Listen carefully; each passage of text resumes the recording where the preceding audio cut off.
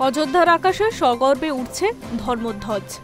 ধ্বজা উত্তোলন করে আবেগ আপ্লুত মোদি জানিয়ে দিলেন শতাব্দী প্রাচীন ক্ষত আজ জুড়ল। সেই সঙ্গে তার দাবি আগামী কয়েকশো বছর ধরে উঠতে থাকবে এই নিশান। বেলা 11:50 নাগাদ শুরু হয় ধ্বজা আরোহণের পর্ব। নিচ থেকে ধীরে ধীরে মন্দির সর্বোচ্চ চূড়া পর্যন্ত উঠে যায় ন্যায়ের ধ্বজা। গোটা প্রক্রিয়ার সময়ে আবেগঘন চোখে ধ্বজার দিকে তাকিয়েছিলেন মোদি।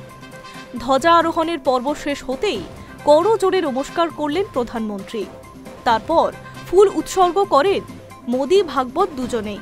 পরে সকলের উদ্দেশ্যে ভাষণ দেওয়ার সময় প্রধানমন্ত্রীকে বলতে শোনা যায়, শতাব্দী প্রাচীন ক্ষতে আজ প্রলেপ পড়ল, বহু শতকের যন্ত্রণার অবসান, শতাব্দীর সংকল্প আজ পূর্ণতা পেল। আজ সেই যজ্ঞের সমাপ্তি, যার আগুন 500 বছর ধরে জ্বলছিল। সেই যজ্ঞ এক মুহূর্তের জন্য বিশ্বাস থেকে বিচ্যুত হয়নি। সেই সঙ্গে মোদি আরও বলেন, আজ অযোধ্যা শহরে ভারতের সংস্কৃতি চেতনার আরও এক শীর্ষবিন্দুর সাক্ষী থাকল। আজ সমগ্র ভারত, সমগ্র বিশ্ব রাম নামে আচ্ছন্ন।